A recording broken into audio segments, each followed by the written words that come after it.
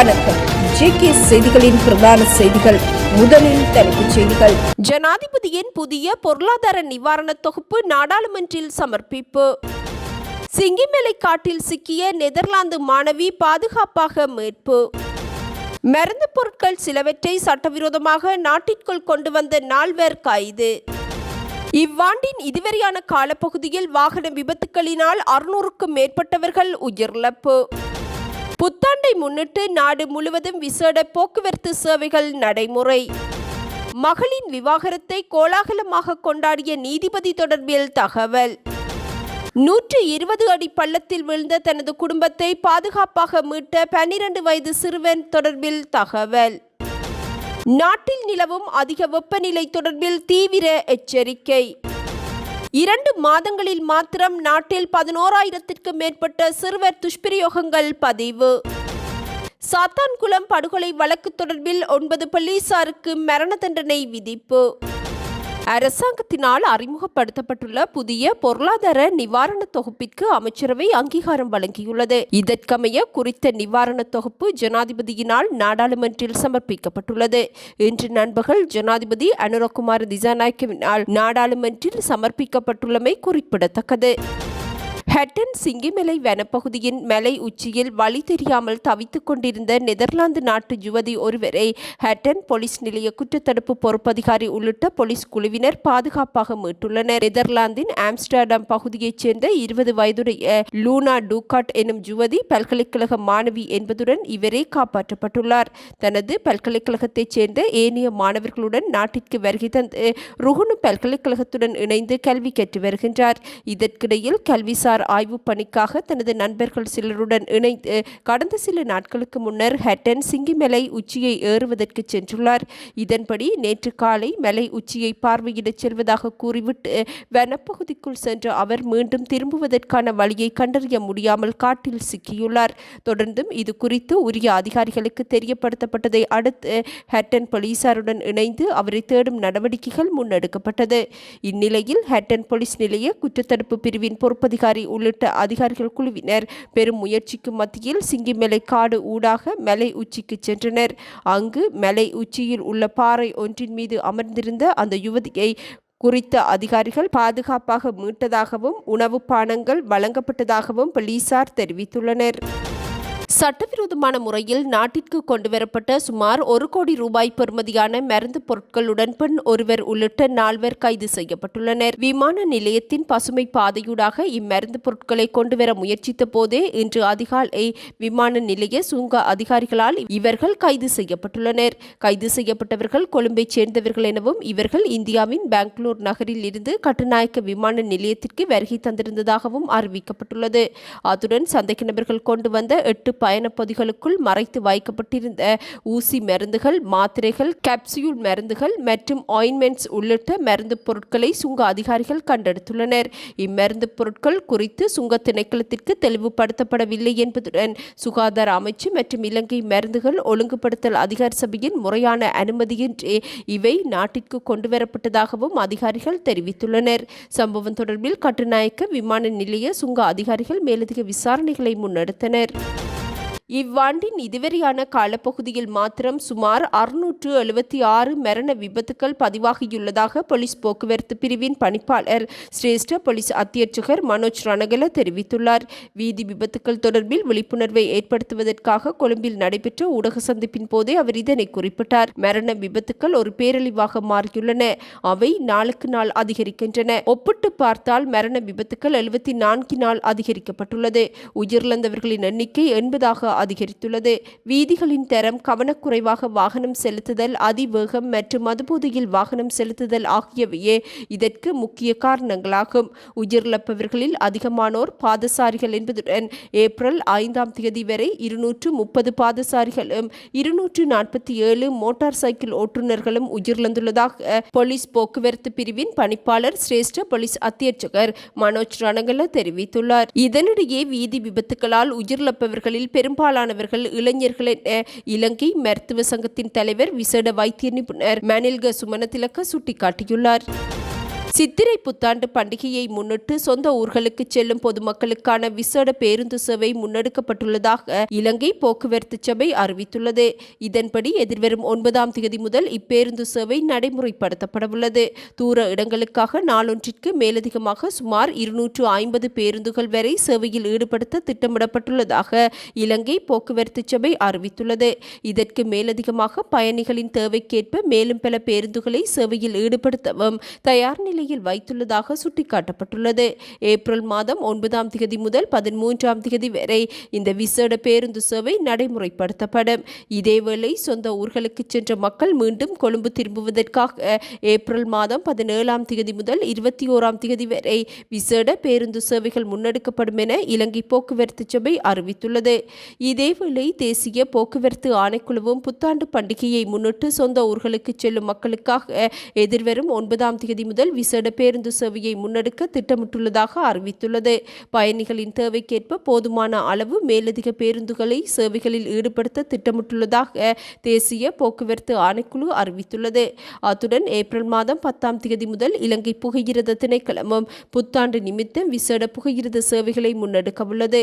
கரையோர மார்க்கம், வடக்கு மற்றும் பிரதான மார்க்கங்களில் தற்போது பயணிக்கின்ற புகையிரதங்களுக்கு மேலதிகமாக மேலும் சில விசேட புகையிரதங்களை சேவையில் ஈடுபடுத்த திட்டமிட்டுள்ளதாகவும் புகையிரத திணைக்களம் அறிவித்துள்ளது. கெரண்டியல்ல பகுதியில் சுமார் 120 அடி பள்ளத்தில் வேன் விழுந்து விபத்துக்குள்ளான நிலையில் 12 வயது சிறுவன் தனது முழு குடும்பத்தையும் காப்பாற்றியுள்ளார். விபத்தில் காயமடைந்த தனது தாய், தந்தை மற்றும் சகோதரியை துணிச்சலுடன் செயற்பட்டு காப்பாற்றிய குறித்த சிறுவன் தற்போது சமூக வலைத்தளங்களில் வைரலாகியுள்ளார். கொத்மலை பகுதியைச் சேர்ந்த காமினி திசாநாயக்க தேசிய பாடசாலையின் 6ஆம் தரத்தில் கல்வி பயிலும் ஹிரினித்த சமரக்கோன் என்ற சிறுவனே இவ்வாறான துணிகர செயலை செய்துள்ளார்.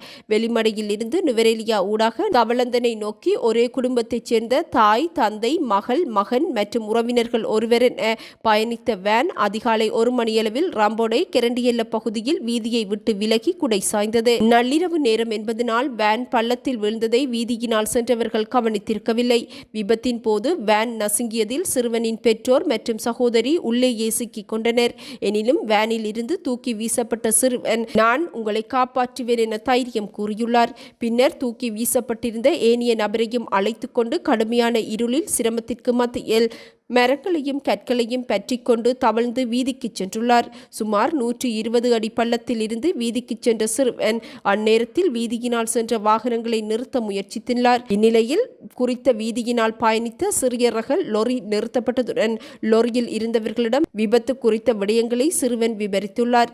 தொடர்ந்தும் கொத்மலை போலீசாருக்கு இது குறித்த தகவல் வழங்கப்பட்டது. அத்துடன் மக்களின் உதவியுடன் பள்ளத்தில் சிக்கியிருந்தவர்கள் மீட்கப்பட்டு வைத்தியசாலையில் அனுமதிக்கப்பட்டுள்ளனர். எவ்வாறாயினும் இச்சிறுவனின் செயல் குறித்த நெகிழ்ச்சியான பதிவுகள் சமூக வலைத்தளங்களில் வைரலாகியுள்ளன. நாடு முழுவதும் பல பகுதிகளில் நிலவும் உயர் வெப்பநிலை குறித்த எச்சரிக்கை விடுக்கப்பட்டுள்ளது.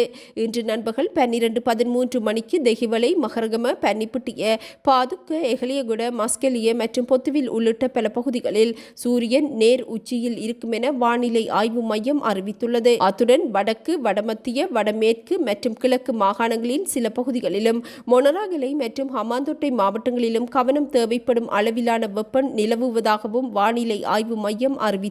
சூரியனின் தெற்கில் இருந்து வடக்கு நோக்கிய நகர்வின் காரணமாக ஏப்ரல் 5ஆம் தேதி முதல் 15ஆம் தேதி வரை இலங்கை நிலப்பரப்பிற்கு நேராக சூரியன் உச்சம் கொடுக்கும் எனவும் வளிமண்டலவியல் திணைக்களம் அறிவித்துள்ளது. நிலவும் உயர் வெப்பநிலை காரணமாக மக்கள் நாள் முழுவதும் நீரோட்டத்துடன் இருக்கவும், போதுமான அளவு நீர் அருந்தவும், முடிந்தவரை நிழலில் இருக்கவும், அடிக்கடி ஓய்வெடுக்கவும், இலகுவான வெள்ளை அல்லது வெளிர்நிற ஆடைகளை அணியவும், கடினமான வெளிப்புற செயற்பாடுகளை மற்றும் கடுமையான உடல் உழைப்பை குறைக்கவும், முதியவர்கள், குழந்தைகள் மீது சிறப்பு கவனம் செலுத்தவும் அறிவுறுத்தப்பட்டுள்ளனர்.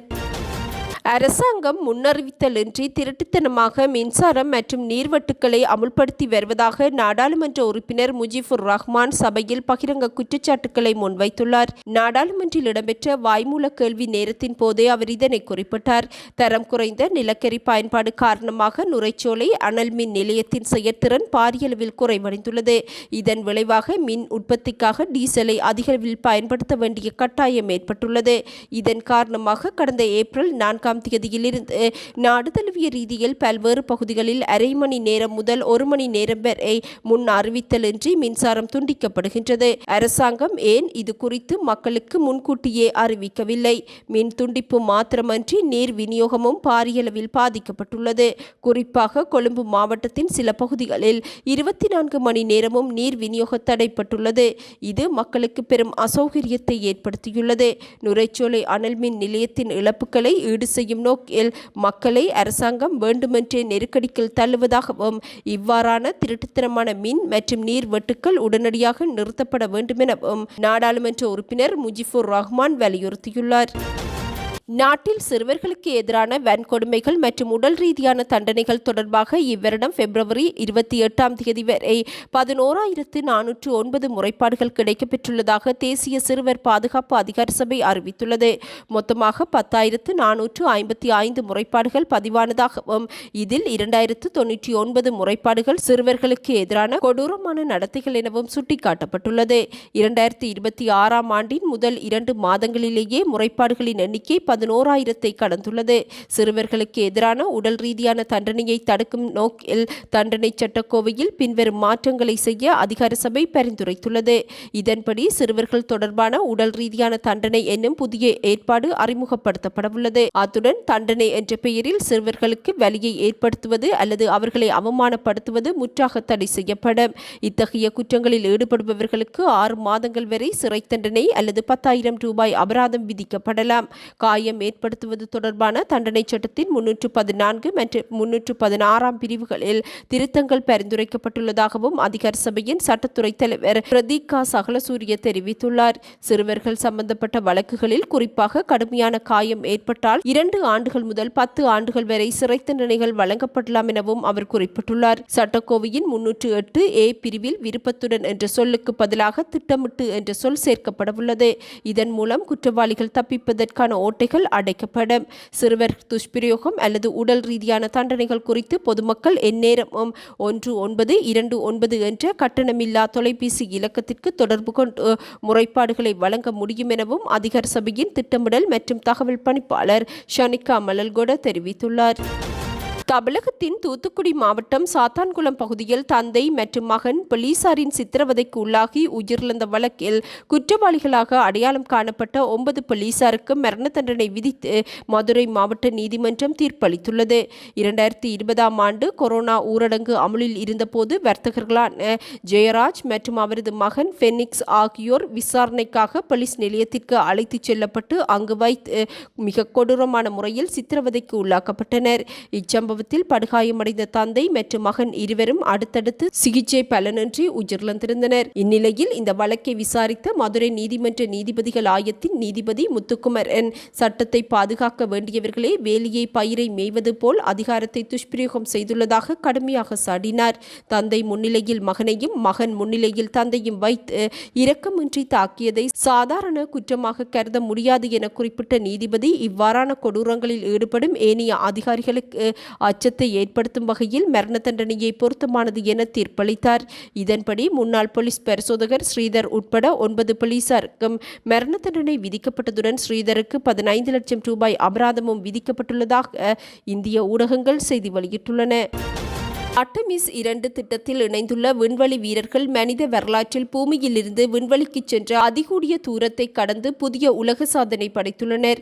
இதன் மூலம் 1970 ஆண்டு ஏப்ரல் மாதம் அப்போலோ 13 விண்கலத்தினால் நிலைநாட்டப்பட்டிருந்த சாதனையை இவர்கள் முறியடித்துள்ளனர். ஆர்டெமிஸ் 2 விண்கலத்தின் விண்வெளி வீரர்கள் நேற்று சந்திரனின் மிகவும் தொலைதூர பகுதிக்கு சென்றதன் மூலம் இந்த மைல்கல்லை எட்டியுள்ளனர்.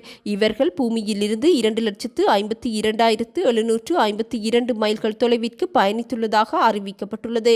இதற்கு முன்னர் இச்சாதனை 2,48,655 மைல்கல்லாக இருந்தமையும் குறிப்பிடத்தக்கது. இந்திய குடும்பங்களில் விவாகரத்து என்பது சமூக களங்கமாக பார்க்கப்படும் நிலையில் ஓய்வு பெற்ற நீதிபதி ஒருவர் தனது மகளின் விவாகரத்தை மேளதாளங்கள் முழங்க இனிப்பு பலகாரங்கள் வழங்கி கொண்டாடியுள்ளார். உத்தரப்பிரதேச மாநிலம் மீராட்டைச் சேர்ந்த ஓய்வு பெற்ற நீதிபதியான ஞானேந்திரா சர்மாவின் ஒரே மகளான பிரணீதா என்பவரது விவாகரத்தே இவ்வாறு கோலாகலமாக கொண்டாடப்பட்டுள்ளது. குறித்த பெண்ணுக்கு கடந்த 2018ஆம் ஆண்டு திருமணம் நடைபெற்றது. இவர்களுக்கு ஒரு மகன் உள்ள நிலையில் புகுந்த வீட்டில் ஏற்பட்ட சிரமங்களுக்கு மத்தியில் விவாகரத்து கோரி குடும்ப நல நீதிமன்றத்தை அணுகினார். நீண்ட சட்ட போராட்டத்திற்கு பின்னர் நீதிமன்றம் இவருக்கான விவாகரத்தை வழங்கி உத்தரவிட்டது. தீர்ப்பு வெளியானவுடனே நீதிமன்ற வளாகத்திற்கு வெளியே காத்திருந்த பிரணீதாவின் தந்தை ஞானேந்திர சர்மா மற்றும் உறவினர்கள் மேளதாளங்கள் முழங்க உற்சாகமாக இதனை கொண்டாடியுள்ளனர். அங்கிருந்தவர்களுக்கு லட்டுக்கள் வழங்கியும் தமது மகிழ்ச்சியை வெளிப்படுத்தியுள்ளனர். இக்கொண்டாட்டத்தின் போது பிரணீதாவின் குடும்பத்தினர் கருப்பு நிற டி-ஷர்ட் அணிந்திருந்தனர். அதில் பிரணீதாவின் புகைப்படத்துடன் எனது மகளை நேசிக்கிறேன், அவளே எனது இதயம், எனது ஆன்மா என்ற வாசகங்கள் இடம்பெற்றிருந்தது. பிரணீதா அணிந்திருந்த உடையில் எனது குடும்பம், எனது உயிர் என்ற வாசகம் பொறிக்கப்பட்டிருந்தது.